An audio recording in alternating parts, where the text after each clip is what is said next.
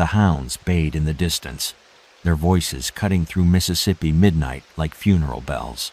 Rosa pressed her back against the cypress bark, feeling the rough grooves bite into her shoulders while marsh water lapped at her ankles. This is the story of how one woman's desperate choice between death and freedom changed everything, not just for her, but for everyone who believed enslaved people would never fight back. The Magnolia Plantation sprawled across 4,000 acres of Delta bottomland in 1849, where the air hung thick enough to drown in and cotton stretched to every horizon. Master Edmund Colbert ruled his domain with the casual cruelty of a man who'd never questioned his right to own human beings. His wife Catherine managed the household with Christian righteousness that somehow justified the whip. Together, they presided over 137 enslaved souls, including Rosa, 26 years old, field hand, mother of 3, and according to the plantation ledger, worth exactly $800. Before we dive deeper into this dark chapter, I want to know, where are you watching from right now? What time is it where you are? Drop a comment below and let me know. And if stories of resistance and survival fascinate you, hit that like button and subscribe, because what you're about to hear has been buried in courthouse records for over a century. Rosa had arrived at Magnolia 3 years earlier, sold away from a tobacco farm in Virginia after her previous owner died. The bill of sale listed her children separately: Elijah, age 7, Sarah, age 5, and baby Thomas, barely walking. The Colberts had purchased the family as a unit, not from kindness, but because Rosa's reputation as a strong worker preceded her. Cotton season of 1849 brought unusual brutality. A drop in market prices made Edmund Colbert meaner, quicker with the lash, less generous with food rations. The overseer, a gaunt man named Pike, seemed to take pleasure in finding reasons to punish field hands. He developed a particular interest in Rosa, circling her during picking like a buzzard, sizing up carrion. From the Plantation Diary of Catherine Colbert, September 15, 1849. The Negroes grow restless with the season's pressures. Edmund believes a firm hand will restore order.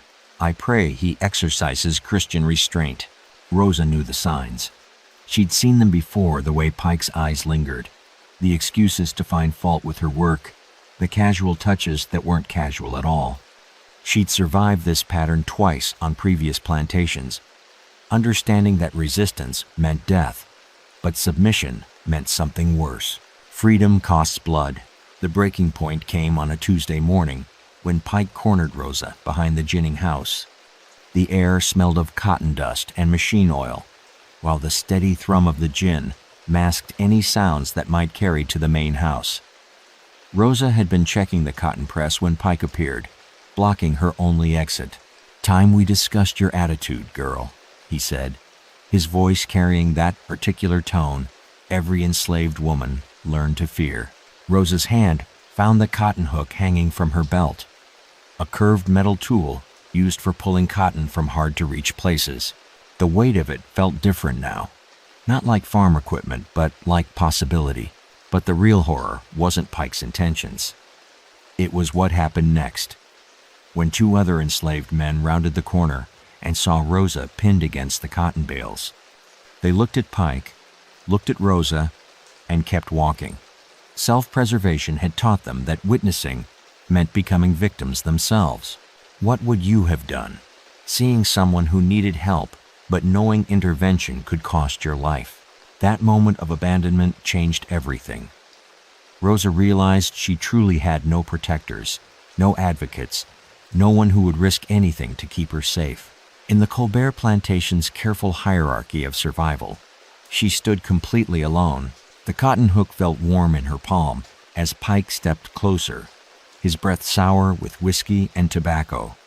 Rosa made a choice that would transform her from property into fugitive, from victim into something the South had always feared most, an enslaved person willing to kill for freedom.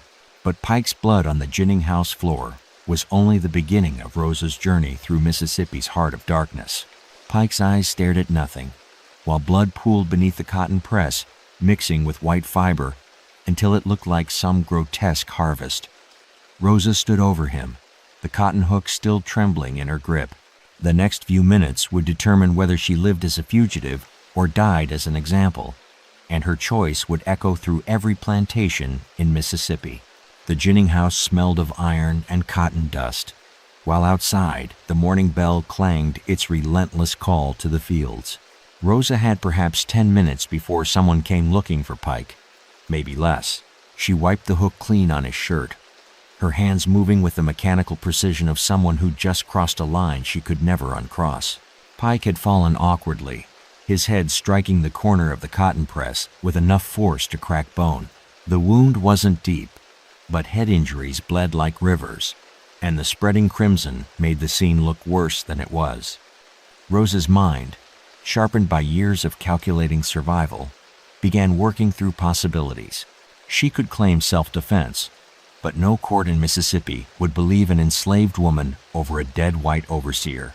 She could run immediately, but her children were back in the quarters, still sleeping in the cabin she'd built from scraps and determination. She could try to hide the body, but Pike's absence would be noticed within hours. From the Adams County Sheriff's Log, September 21st, 1849.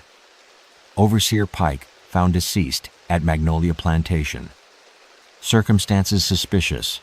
Negroes being questioned. Reward posted for information. Rosa chose a fourth option, one that revealed the tactical mind that would keep her alive through the hell to come. She arranged Pike's body to suggest an accident, positioning him as if he'd fallen while climbing onto the cotton press. The blood she couldn't clean became evidence of a tragic mishap. She scattered cotton around the scene, creating a narrative of a man who'd slipped while inspecting equipment. The performance had to be perfect because Rosa understood something Pike never had. Enslaved people were always performing, always calculating which mask to wear, which story would keep them breathing another day. Now she would perform innocence while planning escape. 20 minutes later, when field hand Marcus discovered Pike's body, Rosa was already picking cotton 2 rows over. Her basket was half full, her movements steady, her face showing just the right amount of shock when Marcus's shouts brought everyone running. "Lord have mercy," Rosa gasped, pressing her hand to her chest in practiced horror. What happened to Mr. Pike? Master Edmund arrived within an hour, his face purple with rage and suspicion. He stalked around the ginning house like a predator seeking scent, his boots squelching through blood that had begun to congeal in the morning heat. The enslaved workers gathered in a semicircle, their faces blank with the particular emptiness they'd perfected for moments like this. Death stalked the cotton fields, but Edmund Colbert wasn't a stupid man. 20 years of owning human beings had taught him to read fear, guilt, and deception in faces that tried to hide everything. He studied each person with the cold attention of someone calculating livestock value against potential threats. "Accidents don't just happen," he announced to the assembled crowd. "Someone knows something. Someone saw something. And that someone is going to tell me what really occurred here." The questioning began immediately. Edmund separated the workers, sending some to the main house, others to the stables, breaking apart any chance they had to coordinate their stories. Rosa found herself in the parlor, where Catherine Colbert sat with her embroidery, occasionally glancing up to study Rosa's face, with the particular suspicion white women reserved for enslaved women they considered threats. "You worked near the ginning house this morning," Catherine said, her voice carrying that deceptive softness Southern ladies used when they wanted information. "Tell me what you observed." Rosa had prepared for this moment during the walk to the house.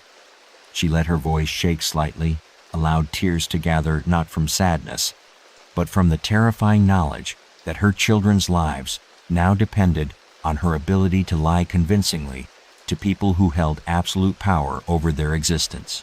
"I was picking in the east field, ma'am. Didn't see nothing until Marcus started hollering. Poor Mr. Pike must have slipped climbing up to check the cotton press. You know how he liked everything perfect. The detail about Pike's perfectionism was a calculated touch, something true enough to be verified, personal enough to suggest genuine knowledge of his habits. Catherine's embroidery needle paused mid-stitch, but Rosa had made one critical error in her performance, something she wouldn't realize until much later when she was running through swampland with hounds baying behind her. She'd forgotten about the witness she didn't know existed. Someone who'd seen everything and was already planning how to use that knowledge to save their own skin. Little Samuel crouched behind the water barrel, his 8-year-old hands pressed against his mouth to keep from crying out. He'd seen everything: the struggle, the blood, Rosa's careful arrangement of Pike's body. One child's silence stood between Rosa and the gallows. But 8-year-olds weren't known for keeping deadly secrets. Samuel had been hiding because he'd broken one of Master Edmund's rules about staying out of the work areas during cotton processing. The ginning house offered cool shade and fascinating machinery, irresistible to a curious child who spent most days confined to the quarters. When Pike cornered Rosa, Samuel had frozen behind the water barrel, too terrified to move, too fascinated to look away. Now, 3 hours after the questioning had begun, Samuel sat on the cabin steps, watching his mother Rebecca pace their tiny living space. The floorboards creaked with each step pine planks that Edmund had allowed the enslaved families to install themselves, provided they used scraps and asked for no nails or tools. Rebecca worked in the main house as a seamstress, her skilled fingers worth enough to Edmund that he'd never sold her despite several opportunities. She possessed something rare among the enslaved community: direct access to the Colberts' private conversations, their unguarded moments when they forgot she was in the room. "They're going to blame somebody," Rebecca whispered to Samuel, her voice barely audible above the evening insects. "Master Edmund's already talking about making examples. Says discipline's been too loose around here." From Edmund Colbert's personal correspondence, September 21st, 1849. "My dear brother, an incident occurred today that demands swift action. The Negroes grow bold when they perceive weakness. I shall restore proper order before this spreads to neighboring plantations." Samuel had always been small for his age, which made him nearly invisible to white folks but precious to his mother. Rebecca had taught him the survival skills every enslaved child learned: when to speak, when to disappear, how to read the dangerous moods of white faces. But she'd never prepared him for carrying knowledge that could kill someone. "Mama," Samuel whispered, "what if I saw something?" Rebecca stopped pacing. The cabin fell silent, except for the distant sound of hounds barking at something in the swamp, a sound that made every enslaved person's blood run cold, even when the dogs were chasing raccoons instead of humans. "What did you see, baby?" Samuel told her everything. Rosa's struggle with Pike, the cotton hook, the way Rosa had moved Pike's body to make it look accidental. Rebecca listened with growing horror, not at Rosa's actions, but at the impossible position her son now occupied. If Samuel stayed silent, the investigation might eventually point elsewhere. Random accusations, forced confessions, brutal punishments that would fall on whoever Edmund decided looked guilty. But if Samuel spoke, Rosa would hang, and her 3 children would likely be sold away from Magnolia, scattered across the South like seeds on barren ground. Truth carried its own noose. Rebecca understood the calculus of survival in ways her 8-year-old son couldn't. Rosa had killed in self-defense, but the law recognized no such right for enslaved people. Pike had been white, male, and empowered by a system that treated his life as infinitely more valuable than any black woman's dignity or safety. "Samuel," Rebecca said carefully, "sometimes seeing things and knowing things are different. You understand me?" But before Samuel could answer, boots sounded on the cabin steps. Edmund Colbert filled the doorway, his presence transforming the small space into something that felt like a trap. Behind him stood the county sheriff, a lean man named Morrison, whose reputation for violence extended far beyond Adams County. "Rebecca," Edmund said, his voice carrying that particular tone that meant someone was about to suffer. Sheriff Morrison wants to question your boy. Seems children sometimes see things adults miss." Morrison stepped forward, his badge catching lamplight like a warning. He'd built his career on breaking enslaved people's will, understanding that fear was more effective than physical violence, though he wasn't above using both when necessary. "Boy," Morrison said, crouching down to Samuel's eye level with practiced menace. "You been playing around the work buildings today? Sometimes little ones see big things they don't understand." Samuel felt his mother's hand tighten on his shoulder, a silent message he couldn't decode. Should he protect Rosa and risk everything? Should he tell the truth and watch a woman hang? Should he claim ignorance and hope Morrison believed him? Rebecca made the choice for him, her voice steady despite the terror in her eyes. "Samuel's been with me all day, Sheriff, helping with mending in the main house. Miss Catherine can confirm it." The lie came so smoothly that Samuel almost believed it himself. But Morrison had been questioning enslaved people for 15 years, and he recognized the particular way mothers lied to protect their children and the way children looked when they were sitting on dangerous secrets. "Is that so?" Morrison stood, his hand resting casually on his pistol grip. "Well then, Samuel, since you were in the main house all day, you must have heard Miss Catherine's sewing machine. What was she working on?" The question hung in the air like smoke from a funeral pyre. Samuel had never been in the main house that day. He didn't know what Catherine had been sewing, didn't know the sound her machine made, didn't know any of the details that would make his mother's protective lie believable. But 8-year-old Samuel possessed something neither Morrison nor Edmund expected: the same tactical instinct that had kept Rosa alive through years of calculated survival, the same ability to perform that had made Rebecca valuable enough to keep. He was about to give an answer that would change everything, setting in motion events that would transform Rosa from suspected killer into the most hunted fugitive in Mississippi. Samuel looked up at Sheriff Morrison with eyes that held too much knowledge for an 8-year-old, then opened his mouth to speak words that would seal Rosa's fate. But what came out surprised everyone in that cramped cabin. A single lie from a terrified child was about to unleash the largest manhunt in Adams County history. "She was mending Master Edmund's Sunday shirt," Samuel said, his voice small but steady. "The one with the torn sleeve from when he caught it on the rose bushes. Miss Catherine was humming that hymn she likes, Amazing Grace, and her machine kept jamming on the thick seams. The details flowed with the precision of truth, each element perfectly crafted to sound authentic." Rebecca felt her knees go weak with relief, while Edmund nodded unconsciously.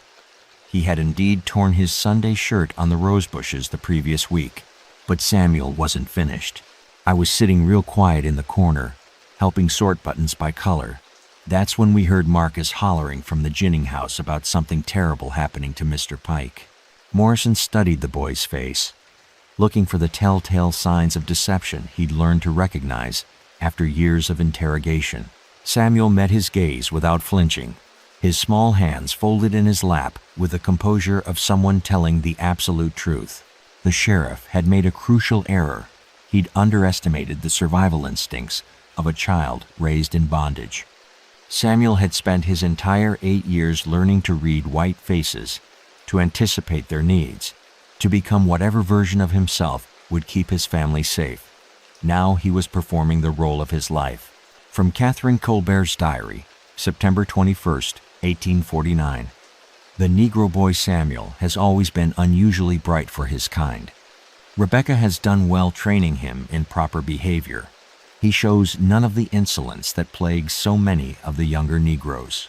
Morrison left the cabin convinced of Samuel's innocence, but more determined than ever to find the truth. If the accident theory held, someone else had to be responsible. Pike hadn't been well liked. His cruelty extended to white and black alike, but he'd been useful to Edmund, and his death represented a disruption that couldn't go unpunished. The investigation expanded that night. Morrison brought in 2 professional slave catchers from Natchez, men whose reputation for extracting confessions through creative violence preceded them like the smell of sulfur. The Colbert plantation transformed into something resembling a military occupation, with armed men questioning workers in shifts, searching cabins, examining every inch of the Ginning house for evidence. Rosa watched these developments from her cabin window, her 3 children sleeping restlessly on cornhusk mattresses behind her. Elijah, now 10, had inherited his mother's watchful intelligence. Sarah, 8, possessed a quiet strength that reminded Rosa of her own mother. Baby Thomas, just beginning to walk, remained blissfully unaware that their entire world was about to collapse. The net was tightening daily, but Rosa had been planning her escape since the moment Pike's blood first touched cotton fiber. She'd spent 3 years at Magnolia studying the landscape, memorizing patrol patterns, identifying which enslaved people could be trusted and which would betray her for an extra ration of bacon. She knew the swampland better than most her previous owner in Virginia had used her to hunt medicinal plants in similar terrain. The breakthrough Morrison was seeking came from an unexpected source.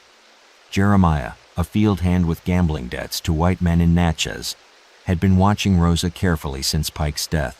He'd noticed small changes in her behavior, how she checked the positions of the guards, how she'd begun rationing food in ways that suggested preparation for travel, how she'd quietly asked other mothers about their children's sleeping patterns.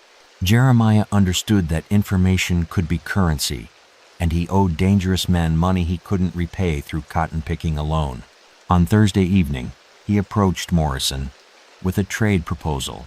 "Sheriff," he said, hat in hand and eyes downcast in the performance of submission, "I got something you might want to hear, but I'm hoping you might see fit to help me with a small problem I got in town." Morrison had been a lawman long enough to recognize the smell of betrayal, wrapped in desperation, but he also recognized opportunity. What kind of something, boy? The kind that might explain why Rosa been acting mighty strange since Pike died. The kind that might interest them slave catchers you brought in. Within an hour, Morrison had the details. Rosa's midnight walks to the edge of the swamp, her careful questioning of other mothers about their children, the way she'd been studying the guard rotations. Most damning of all, her request to borrow needle and thread from another woman, ostensibly for mending clothes, but Jeremiah suggested she might be preparing traveling supplies. None of it proved murder, but it painted the picture of someone planning to run, and in Morrison's experience, only guilty people ran. The trap was set for Saturday night. Morrison positioned his men around the swampland, assuming Rosa would make her break when the moon was dark and the guards were tired from a week of extra vigilance. The slave catchers brought their dogs bloodhounds, trained to follow human scent through water and mud, animals worth more than most enslaved people. But Rosa had been watching Jeremiah as carefully as he'd been watching her. She'd noticed his sudden prosperity, an extra biscuit here, a swig of whiskey there, small rewards that suggested someone was paying him for information. She'd survived 3 plantations by understanding that survival meant trusting no one completely, suspecting everyone partially. Friday afternoon, while Morrison's men prepared their ambush, Rosa made a decision that would transform her from suspect into legend. Instead of running at night as expected, she would escape in broad daylight, using the one advantage no one anticipated: her children. But first, she had to survive one more night under the same roof as people who wanted to see her hang. And she had to do it without knowing that Jeremiah had already sealed her fate with his whispered betrayal. The hounds would be baying soon enough. Rosa bundled her baby Thomas against her chest, while morning fog rolled off the swampland like the breath of sleeping ghosts. She'd made her choice. Instead of running under cover of darkness, she would disappear in broad daylight when no one expected it. Sometimes the most audacious plan succeeds because nobody believes anyone would be desperate enough to attempt it. Saturday morning brought the kind of heavy humidity that made even breathing feel like work. The air tasted of cypress and decay, while Spanish moss hung from the trees like funeral shrouds. Rosa moved through her normal routine breakfast preparations, children's chores, the 1,000 small tasks that filled an enslaved woman's day. But beneath the performance of normalcy, she was executing a plan 3 days in the making. She'd studied the guards' patterns obsessively since Pike's death. Morrison's men were professional but predictable, changing shifts every 6 hours with a 15-minute overlap for briefing. During that overlap, a narrow window opened in their surveillance, not long enough for someone to run, but sufficient for someone to simply walk away if they appeared to belong wherever they were going. The key was her children. No one suspected a mother with 3 young ones of planning escape. Children slowed runaways down, made them easier to track, transformed escape from difficult to nearly impossible. Every bounty hunter knew that desperate parents made predictable choices, following roads instead of wilderness, seeking shelter instead of endurance. Rosa was counting on that conventional wisdom to kill her pursuers' suspicions. From the Natchez Daily Courier, September 24th, 1849, professional slave catchers report increased activity along Mississippi waterways. Planters advised to maintain vigilant watch over valuable property during harvest season. At 9:15 that morning, Rosa approached the plantation's eastern boundary, carrying a basket of medicinal herbs. Thomas rode on her hip, while Elijah and Sarah walked beside her, their small hands carrying smaller baskets of roots and bark. To any observer, they appeared to be gathering supplies for the plantation's medicine chest, a task Rosa performed weekly with Catherine Colbert's explicit permission. The guard at the eastern checkpoint, a young white man named Davies, barely glanced at them. He'd seen Rosa make this same trek dozens of times over the past 3 years. Her herb-gathering expeditions had become so routine that they'd faded into the landscape of plantation life, invisible through their very predictability. "Morning, Davies," Rosa called, her voice carrying the precise mixture of deference and familiarity that white men expected from enslaved women they considered harmless. "Miss Catherine needs more willow bark for her headaches. That batch I gathered last week's nearly gone." Davies nodded absently, his attention focused on the tree line where Morrison expected Rosa to emerge under cover of darkness. He never wondered why she needed such large baskets for herb gathering, or why her children seemed unusually quiet, or why she'd chosen to venture further into the swampland than her usual collection spots required. Freedom lived in overlooked details. Rosa led her children deeper into the cypress swamps, following paths she'd memorized during months of preparation. The water level was perfect high enough to obscure their tracks, not so deep as to endanger the children. Thomas remained quiet against her chest, understanding, in that mysterious way children possess, that silence meant safety. 2 miles from the plantation boundary, Rosa reached her first cache supplies she'd been smuggling out during previous herb-gathering expeditions. Dried food wrapped in oiled cloth, a small pot for cooking, needles and thread.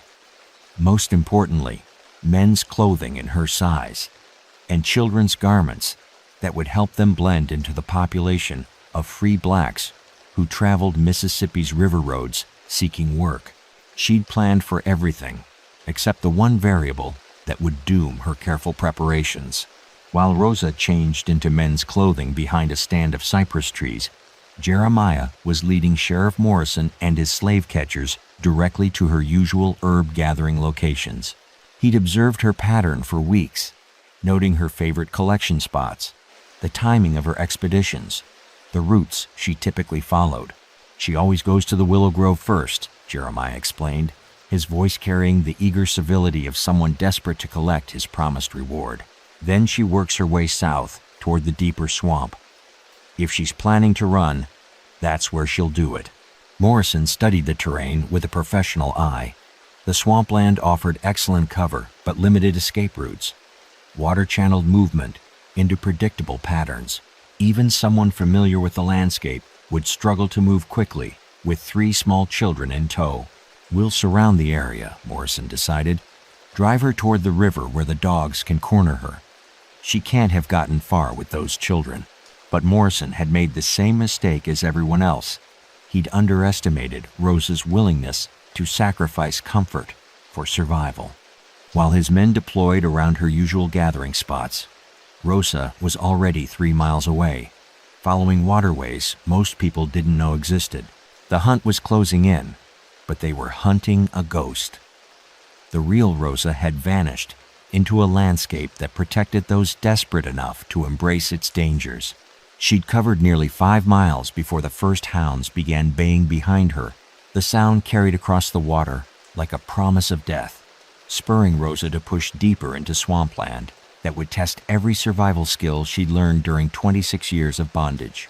The children's endurance would determine whether they lived as free people or died as examples. Sarah's small feet disappeared into black water that came up to her waist, while behind them, the bloodhounds' voices grew closer with each passing hour. Rosa hoisted her daughter higher, feeling the 8-year-old's trembling body against her own exhaustion. When children become fugitives, every step forward demands a choice between speed and survival, and Rosa was running out of both. The Pascagoula Swamp stretched for 30 miles in every direction, a maze of cypress and tupelo where water levels shifted with the tides and solid ground existed only in fragments. The air buzzed with mosquitoes thick enough to blacken exposed skin, while cottonmouths slithered between the roots like deadly ribbons. Rosa had chosen this route precisely because it was nearly impassable. What protected them from pursuit also threatened to kill them. Thomas, barely 2 years old, had stopped crying hours ago. He clung to Rosa's chest with the desperate grip of a child who understood that silence meant survival, his small face buried against her shoulder to escape the insects. Elijah, the eldest at 10, struggled to keep pace through water that reached his chest, his breath coming in sharp gasps that Rosa recognized as the early signs of panic. They'd been moving for 8 hours straight, following creek beds and deer paths that Rosa prayed would confuse the scent trail. Her men's clothing clung to her body, heavy with swamp water and fierce sweat, while the children's disguises had become sodden rags that offered no protection against the elements. Water moccasins owned these depths. From a letter by Dr. Harrison Webb, September 25, 1849. The swamplands proved treacherous even for experienced hunters. Many who enter seeking fugitives emerge empty-handed, if they emerge at all. The terrain favors those desperate enough to embrace its dangers. Rosa found temporary shelter on a small island of solid ground, perhaps 20 feet across, crowned with a stand of ancient cypress trees. She pulled her children onto the muddy bank and allowed them their first real rest since the escape began. Sarah immediately curled into a ball, her small body shaking with exhaustion and cold. Elijah sat apart, staring back toward the sounds of pursuit with eyes that held too much understanding. "Mama," Sarah whispered, "I can't walk anymore." The admission broke Rosa's heart because she'd been expecting it for miles. Sarah was strong for her age, but 8-year-old legs weren't built for the kind of desperate flight that freedom demanded. Rosa had prepared for this moment, though preparation didn't make the choice any easier. She pulled out a small vial of laudanum she'd stolen from Catherine Colbert's medicine cabinet, enough to help Sarah sleep through the worst of their journey, but also enough to slow her breathing if Rosa miscalculated the dose. The line between medicine and murder had never felt thinner. But before Rosa could make that terrible decision, Elijah spoke up with a maturity that reminded her why she was risking everything. "I can carry her, Mama. Put her on my back. I'm strong enough." 10 years old, and already understanding that survival meant carrying burdens too heavy for childhood. Behind them, perhaps 2 miles away, Sheriff Morrison was discovering the limitations of his professional hunters. The bloodhounds had lost the scent twice, confused by water crossings and the deliberate way Rosa had dragged clothing through false trails. The slave catchers, confident in their abilities, found themselves struggling through terrain that punished every wrong step with sucking mud or hidden sinkholes. Morrison's frustration was turning into something uglier, the kind of anger that demanded satisfaction, regardless of guilt or innocence. He'd invested too much reputation in this hunt to return empty-handed. If Rosa had killed Pike, he'd bring her back to hang. If she hadn't, he'd bring her back anyway and let Edmund Colbert decide her fate. She's got 3 children, Morrison told his men during a brief rest. They'll slow her down, force her to take risks, push harder. We'll have her before nightfall. But Rosa had advantages Morrison couldn't quantify. 26 years of surviving the impossible had taught her to find strength in desperation, to make choices that rational people wouldn't consider. She understood something her pursuers didn't, that freedom wasn't a destination, but a decision, made fresh every moment, paid for in blood and determination. As the sun began its descent toward evening, Rosa faced her most dangerous gamble yet. The safe route would keep them deep in the swampland, moving slowly but surely toward the river crossing she'd identified weeks earlier. The risky route would take them through abandoned plantation lands, where they might find food and shelter, but also where they'd be visible to anyone hunting them. With Sarah barely conscious from exhaustion, and Thomas growing weaker by the hour, Rosa made the choice that would either save her family or deliver them directly into Morrison's hands. She turned toward the abandoned plantation, betting everything on the hope that sometimes the most dangerous path was also the most unexpected, and that somewhere in the ruins of another family's dreams, she might find the resources needed to keep her children alive long enough to taste freedom. The gamble would test every survival instinct she developed, because waiting in those ruins was something Rosa hadn't expected. Evidence that she wasn't the first mother to make this desperate choice. The abandoned plantation house rose from evening mist like a monument to forgotten cruelty. Its broken windows staring blindly across cotton fields, gone wild with weeds. Rosa crept toward the ruins carrying Thomas, while Elijah and Sarah clung to her muddy clothing. Sometimes salvation wears the face of destruction, and Rosa was about to discover she wasn't the first desperate mother to seek refuge in these particular ruins. The Grayson plantation had been abandoned for 3 years, ever since yellow fever swept through Adams County, claiming the entire white family within a week. The enslaved community had scattered immediately afterward, some sold to neighboring plantations, others simply vanishing into the Mississippi wilderness. What remained was a skeleton of wealth, rotting timber, and collapsing porches that had once symbolized power, but now offered only shelter to the desperate. Rosa approached the slave quarters first, her feet silent on ground, carpeted with fallen leaves. The small cabins stood empty, their doors hanging open like mouths frozen mid-scream. But in the third cabin, Rosa found something that made her heart race, with desperate hope evidence that other runaways had used this place as sanctuary. Scratched into the wooden wall were dates and initials, a makeshift record of families who'd passed through. March 15, 1847, M.W. and 3 children, heading north. June 2nd, 1848, J.T., seeking freedom in Ohio. Most significantly, September 10th, 1849, L.R. and baby girl, pursued from Natchez, left supplies in usual place. September 10th, just 2 weeks earlier. Rosa wasn't alone in her desperation. Behind a loose floorboard, she discovered the usual place, a hidden cache containing dried meat, hardtack biscuits, and most precious of all, a hand-drawn map showing safe routes through the swampland. Someone had been maintaining this underground refuge, helping families like hers navigate toward freedom. The map revealed something that changed everything. The river crossing Rosa had planned to use was marked with a red X and the notation "Watched."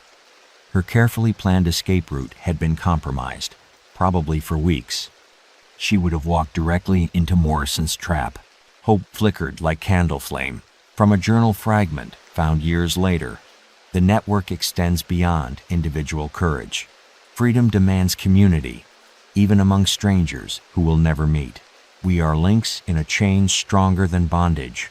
Rosa spread the map across the cabin floor, studying alternative routes by the last light filtering through broken windows.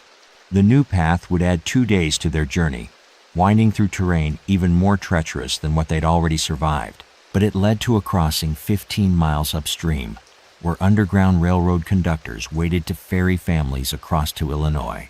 She fed her children small portions of the cached food, watching their faces brighten with the first nourishment they'd received since morning.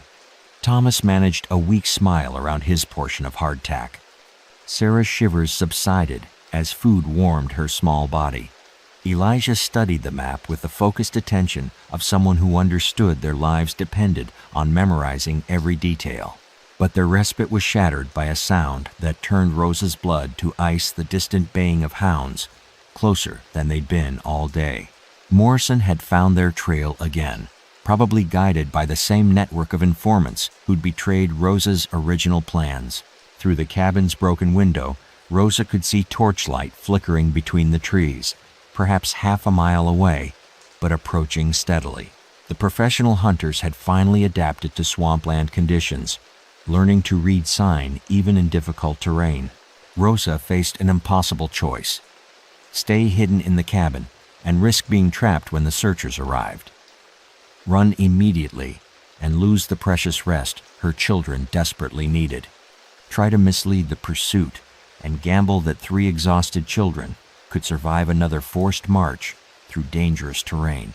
The torches grew brighter as Rosa made her decision, one that would either demonstrate her tactical brilliance or deliver her family directly into the hands of people who viewed their lives as worth less than the cost of the hunt.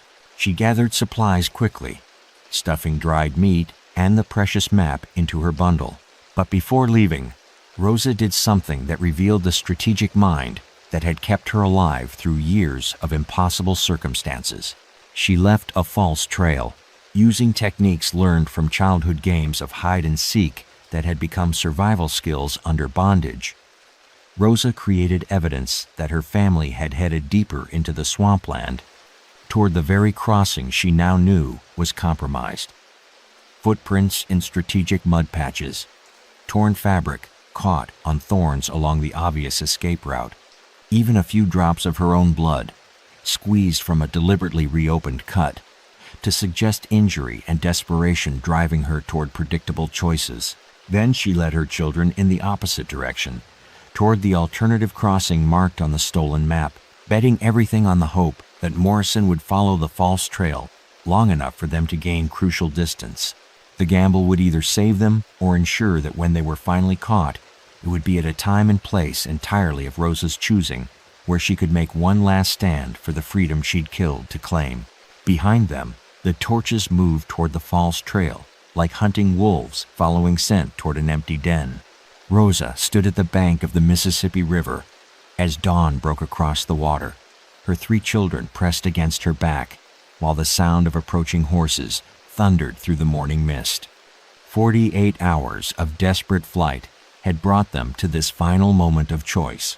Freedom lay across 200 yards of muddy water, but the ferryman who was supposed to meet them was nowhere to be seen, and Sheriff Morrison's voice was calling her name from the tree line behind them.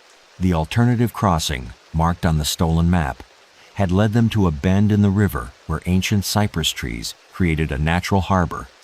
According to the notations, Underground Railroad conductors maintained a small skiff hidden among the roots, available for families who'd survived the treacherous journey through swampland. But Rosa found only empty water and muddy banks that showed no recent signs of human activity. Behind them, perhaps a quarter-mile away, Morrison's search party was closing the final gap. Rosa could hear individual voices now, the professional slave catchers calling directions, the dogs barking with the excitement of a successful hunt. The jangle of equipment and weapons that meant her children's lives were measured in minutes rather than hours. Elijah tugged at Rosa's sleeve, his 10-year-old voice carrying desperate hope. "Mama, there's a boat." He pointed to a half-submerged skiff tangled in fallen branches 50 yards downstream. The vessel looked barely seaworthy, its hull cracked and partially filled with river water, but it floated. From Morrison's official report, September 27, 1849, fugitive Rosa and 3 children cornered at river crossing. Weather conditions hampered pursuit. Outcome remained uncertain due to extraordinary circumstances beyond normal law enforcement protocols. Rosa waded into the river, pulling the damaged skiff free, while her children watched the tree line for signs of their pursuers. The boat leaked steadily, but not fast enough to sink immediately. With careful weight distribution and constant bailing, it might carry them across or it might sink halfway, drowning them all in the Mississippi's unforgiving current. "Can you swim, baby?" Rosa asked Sarah, knowing the answer but needing to hear it spoken. "No, Mama," Sarah whispered, her 8-year-old honesty cutting through Rosa's heart. Thomas couldn't swim either. Only Elijah had learned during summer months when plantation children were allowed near the water. If the boat failed, Rosa would have to choose which child to save, a decision no mother should face, but one that enslaved women confronted every time families were sold apart. Morrison's voice boomed across the water as his party reached the riverbank. "Rosa, there's nowhere left to run. Surrender now, and I'll see you get fair treatment."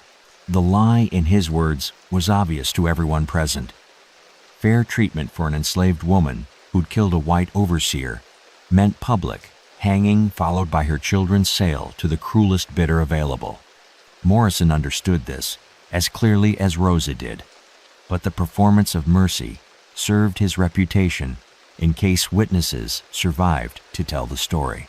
Rosa loaded her children into the leaking skiff, arranging them carefully to balance the vessel's precarious stability, Thomas in the center, where he'd be safest, Sarah and Elijah positioned to help bail water, herself at the stern with the single paddle she'd found wedged under the seats.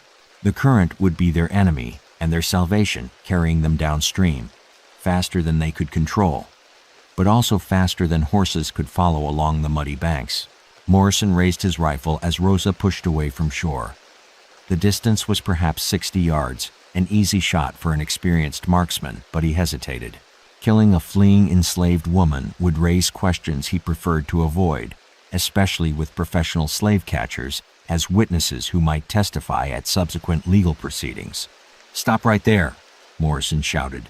"I'm authorized to use deadly force." Rosa kept paddling, each stroke carrying her family further into the Mississippi's embrace. The skiff rode low in the water, waves lapping over the sides with every movement, but they were making progress toward the Illinois shore, where freedom waited like a promised land. That's when Morrison made the choice that would echo through Adams County folklore for generations. Instead of shooting Rosa, he ordered his men to follow the riverbank on horseback, pursuing the skiff toward a bend where he knew the current would drive them back toward Mississippi soil.